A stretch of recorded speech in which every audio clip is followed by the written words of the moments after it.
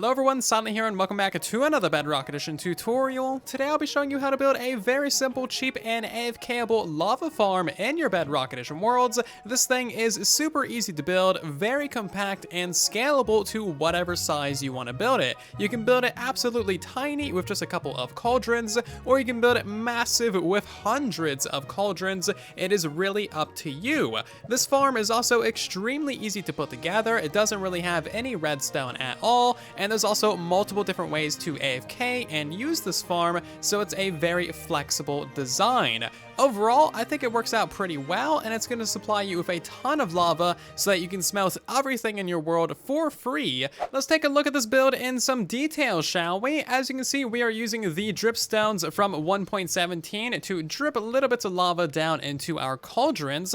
Eventually, these cauldrons will fill up with lava, and we can click on these with an empty bucket to collect the lava. We can also put that back in there if we want to. So that is pretty much the basic concept of the farm. We are also going to be using a rail line to move around the player in a minecart to all of these different cauldrons. You'll look straight upwards, collect all of the lava from the cauldrons above you, and then the lava buckets will be thrown out of your inventory and collected by a hopper minecart, which will then put them into storage for you. So you can actually AFK at this farm overnight if you want to, and you can just get hundreds and hundreds and hundreds of lava buckets that way. Or you can simply build this farm in your base, do a bunch of other projects, build some things, kill some villagers, or whatever you want to do, and come back once this farm is fully ready to go. So as you can see, it's a pretty flexible little design, and no matter how you want to use it or how you want to AFK, it will work perfectly. So yes, this farm does require manual player input because we have to manually harvest the lava from the cauldrons.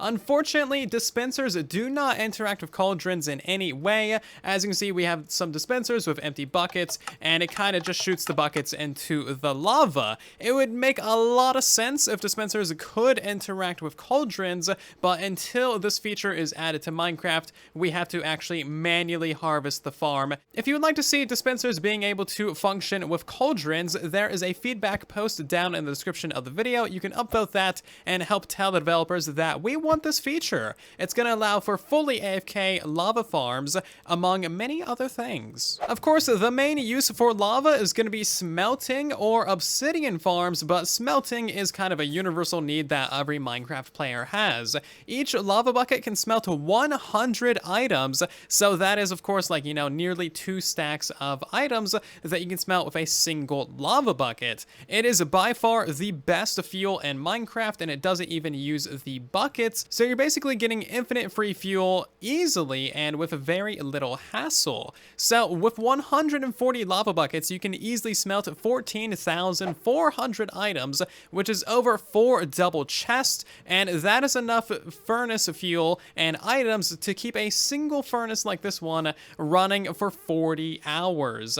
Yeah, so 1 hour of use at your lava farm is enough to smelt 40 hours worth of things, which is honestly kind of crazy. So this farm has 100 cauldrons, but you can easily build this with like 25 cauldrons, or 200 or 300 cauldrons.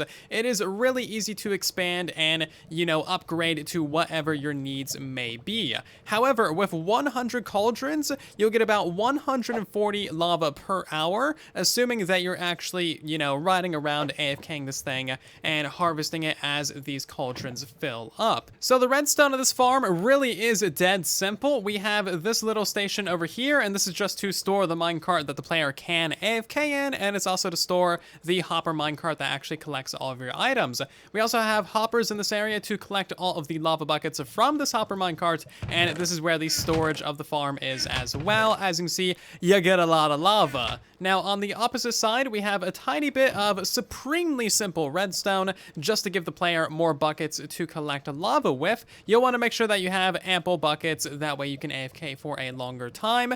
And let's take a look at how you actually use this farm as well. It is supremely simple. All you need to do is have a stack of buckets on your hotbar. You'll want to fill every single slot in your inventory with some sticks, unless you're fine with carrying around a bunch of lava with you. And all you need to do is hop into this front minecart. We're going to flick this lever right here, and then that's going to start start pushing us around. We simply look directly straight upwards, and then you'll want some form of auto clicker while you're holding your buckets that is going to collect all the lava and throw it onto the rails down below you. We can't really see those lava buckets because of the speed that we're moving. However, the hopper minecart is going to be going around behind us, picking up all that lava and putting it into our storage system. So that is really all there is to it. As you can see, it works out pretty well, and even if you run out of buckets, it's not going to break the farm. You're never going to place lava on your face and die or anything like that. It obviously doesn't look very pretty from my perspective, but that's because we're looking at some cauldrons. So when you get done with an AFK session, it's really easy to turn off this system. You'll simply want to flick that lever once you get close to it,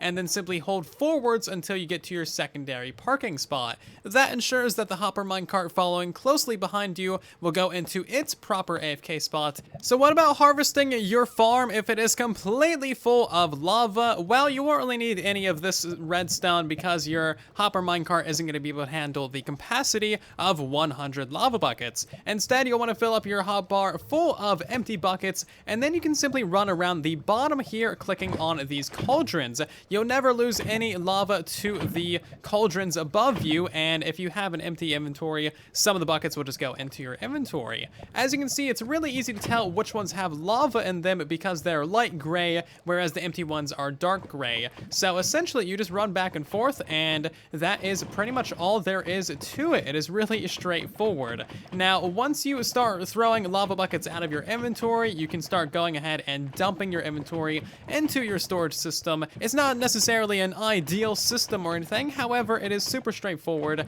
and it's safe, and it's easy, and you're never going to lose any lava doing this. As you can see, we just got a bunch of lava buckets on the floor here. We can go ahead and dump off our inventory into this chest, go ahead and pick up the other buckets that are on the floor, and continue our harvesting. Before going into this farm, there are two other farms that you may want to help you build this just to get the resources quicker. First of all, you might want an iron farm. You're going to be using quite a bit of buckets, cauldrons, and rails, and you might also want a small dripstone farm just to get all the pointed dripstone. If you don't have these farms in your world, then check out the description down below for some tutorials that I've made recently on these farms. And let's hop into the tutorial, shall we? For your convenience, there's going to be a full materials list down in the description of the video. That way you know everything you need to build with. The main area of this farm is going to be a 10 by 10 square of cauldrons. You can of course make that larger or smaller. We need 1 extra block to the right of that and 5 additional blocks to the left of it.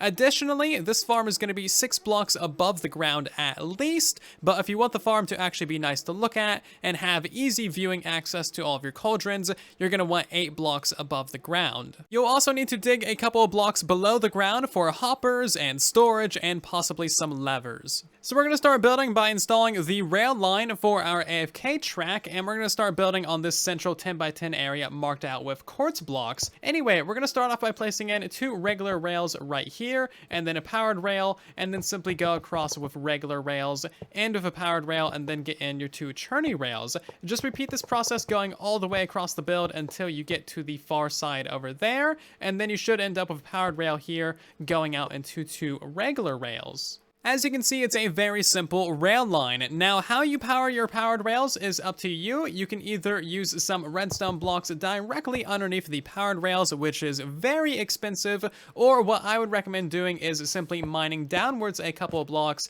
and then putting a lever on the underside of the block to power your power rail. That's not going to take really any effort at all, and it's going to save you 20 redstone blocks. So just put in the levers. Now that we have our rail line in, we're going to go over to the bottom right corner and place in a block above that powered rail and place in a cauldron on top of that one. Go to the upper left corner and do the same thing, so block and cauldron, and that is going to be the 2 corners of our 10 by 10 platform of cauldrons. And that is the outline of your 10 by 10 platform of cauldrons, so go ahead and place in every single one of these.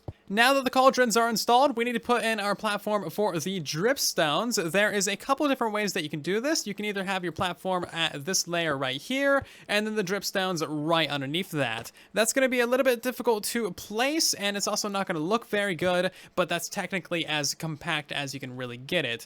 Or what you can do is you can have your platform at this layer right here, and then have your dripstones underneath it. That way you can actually walk in this area, and more importantly, actually see all of your your cauldrons to see how full your farm is. So I'm going to be putting the platform at this layer. Again, we just need a 10 by 10 of solid blocks directly above all of these cauldrons. With the platform installed, we can go ahead and put the pointed dripstone on the underside of all of these blocks. And now we need to put a layer of glass or other blocks all the way around the edge of this upper platform. And now to place in the lava on the platform, we only need 9 lava buckets to get the entire platform covered, and you only need flowing lava to get the lava drips and to fill up your cauldrons. So we're going to go into the front left corner, go in by a block, and then up by 3 blocks and place in your lava bucket there. Do the same thing on the opposite side, so in by a block and up by 3, and then the same on the other 2 corners as well. Wait for those to fully flow outwards like that, and then just place in a lava bucket right there on that edge,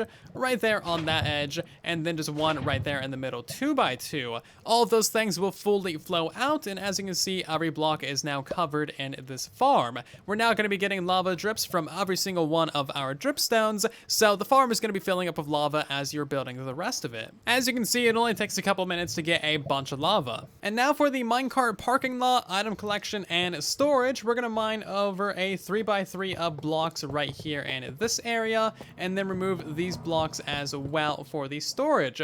Place in yourself a double chest to place in 2 hoppers going into that chest on that side, and then 3 hoppers going into those directions like so. You want an additional hopper facing directly downwards right there, and then place in yourself a powered rail there, normal rail, powered rail, normal, and powered right there, with an additional lever to power that one permanently. You could also put a redstone block right there if you felt like it. We're now going to place in our manual on and off switch right here for the minecarts. Place in yourself a repeater right here on 4 ticks, and now we're breaking out of the designated build area just a little bit. So place in a regular block, another repeater on 4 ticks, another one on 4 ticks, and then a piece of redstone dust. That is going to ensure that your hopper minecart fires quite a bit after your player minecart fires. That way these 2 minecarts don't bump into each other, start going backwards, and kind of mess up the whole farm, you know? To build up the automatic bucket dispensing system in the lower left part of the farm, all you need to do is place in 2 hoppers into that block right there, turn around, and then we want 2 hoppers into this block right here, like so. We're going to go ahead and place in ourselves 2 droppers facing directly upwards, with another dropper facing outwards, and 2 droppers facing upwards there, with another dropper facing out like so. Place in a solid block in front of that one, and a solid block right there as well. We're now going to place in a repeater right there, 2 pieces of redstone dust, get in yourself a solid block there, and a solid block there, tripwire hook on either side, and then simply put a string between those 2. So whenever you, the player, ride through this area on the minecart, that's going to activate both of those droppers, toss you 2 buckets, and that'll make sure that you don't run out of buckets as you are harvesting this thing in fully AFK mode. All you need to do now is just put a bunch of rail going in between these areas to connect up those 2 rail lines. Now you want to make sure that you have a bunch of spare buckets in this top dropper there, and in this one too. If you want the system to have extra buckets, what you can do is place a hopper going into that middle dropper there with a chest above it, fill up that thing with as many buckets as you like, and you can also do the same thing on the other side as well for additional bucket storage. One final note regarding the farm, you want to replace this powered rail right here with a regular rail. That way your hopper minecart sits properly in its parking spot and it's not like halfway between the rails. If you're building a much larger farm than this one, or if you simply want to upgrade your bucket throwing thing, then you might be interested in building this thing right here. This will throw you 4 buckets at a time. You can expand it as much as you want to, and you can build it on the right side and the left side of the track as well. So how this works is every time you roll over this thing is going to shoot out 4 buckets. They won't get tossed onto the rail line, so your hopper minecart won't pick it up, and that is what the glass panes are for. You'll be able to pick them up just fine, and as you can see, all the hoppers are actually locked until you get to the final bit of this area, and you can no longer pick up the buckets, in which case all of the hoppers will actually get unlocked from the redstone down below. It is incredibly basic and straightforward, however, it's a little bit more expensive, and it's not really necessary if you are building this size farm. But if you're building a larger farm, then you might want to completely restock on buckets every single time you roll through your station, in which case you may want to consider building this. If you have any questions, comments, or concerns regarding today's Bedrock Edition tutorial, then of course let me know in the comment section down below. I'm always trying to help you guys out as best as I can, but otherwise, if you enjoyed this video, please do leave a like. It helps out the video and the channel a ton. If you're new here, then consider subscribing, that way you don't miss future videos, and otherwise, I'll see you down in the comment section and in the next one. Thank you again for watching, and then there was silence.